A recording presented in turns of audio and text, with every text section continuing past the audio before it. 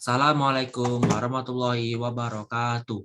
Perkenalkan, nama saya Alfaris Hadi Pramana dengan NIM 037138212660 dengan asisten pembimbing M. Fadli Asidiki. Pada kali ini saya akan menjelaskan tentang subfilum materi vertebrata.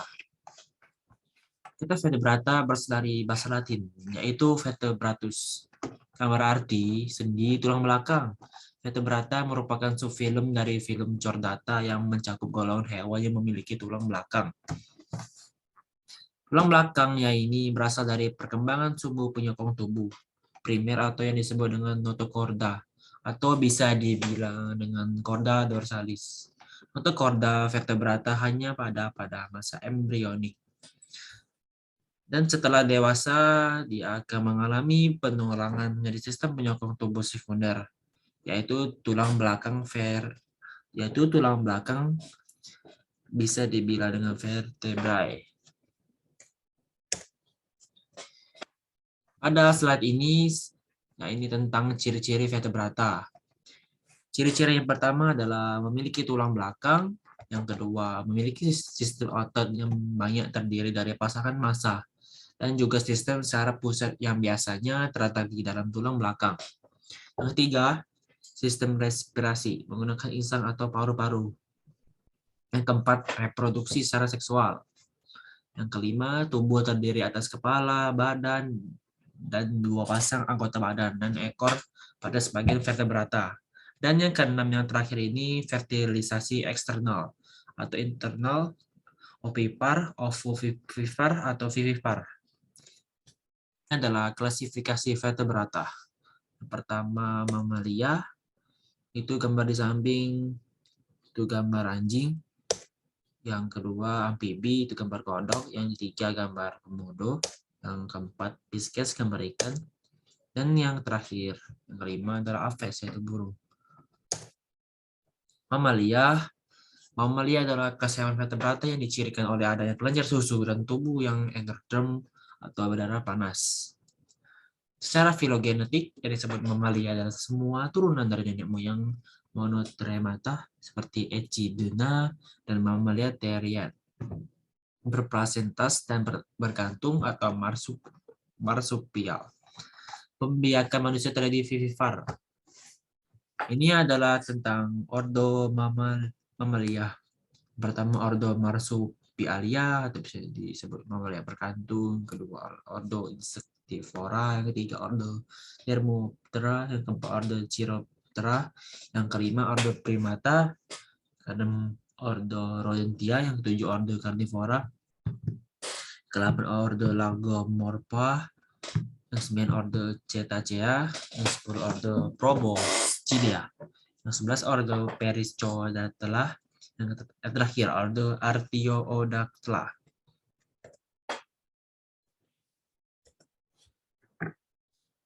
Nah, ini saya akan jelaskan tentang amfibi. Amfibi dikenal sebagai hewan yang hidup di dua alam.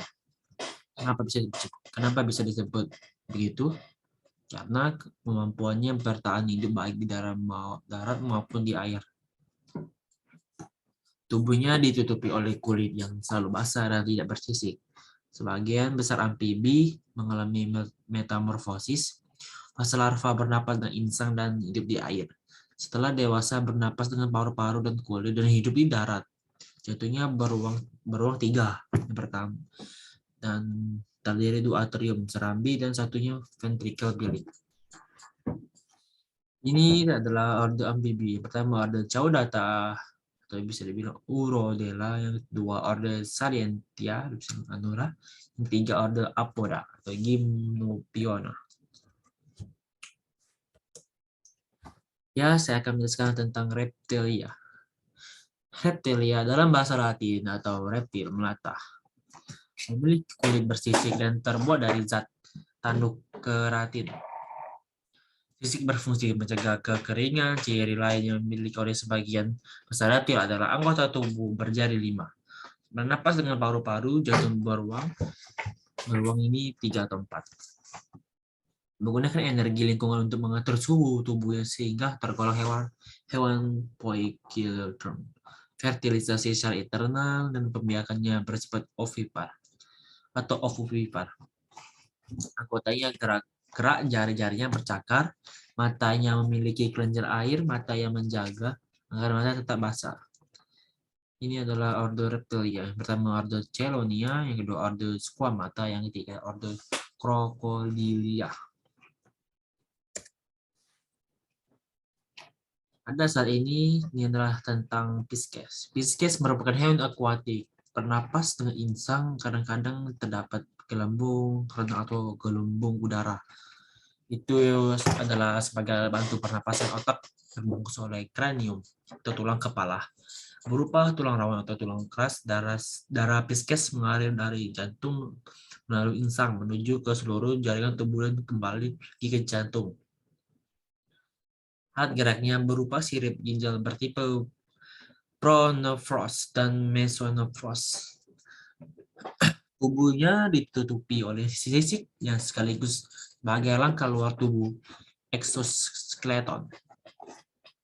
Pisces ini berkembang biak secara seksual dan bertelur. Ordo Pisces agenata atau bisa bilang Cyclostomata, yang kedua Chondrites ikan bertulang rawan, yang ketiga Osteichthyes ikan bertulang sejati. Aves merupakan vertebrata yang tubuhnya ditutupi bulu bersayap dan dapat terbang. Anggota gerak depan pada Aves berupa sayap, dan anggota gerak belakang berupa sepasang kaki yang berfungsinya untuk berjalan, bertengger, atau berenang.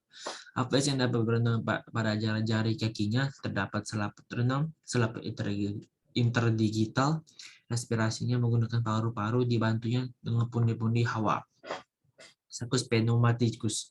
Ventilasi internal terjadi secara internal.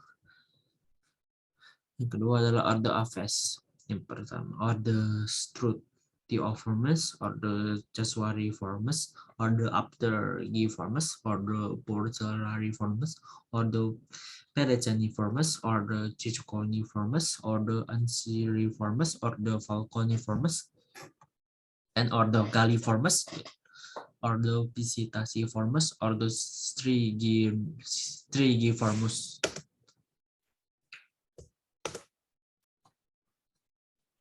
Bila ada salah kata dalam saya menjelaskan tentang materi ini, mohon dimaafkan. Wabila taufik walidayah. Wassalamualaikum warahmatullahi wabarakatuh.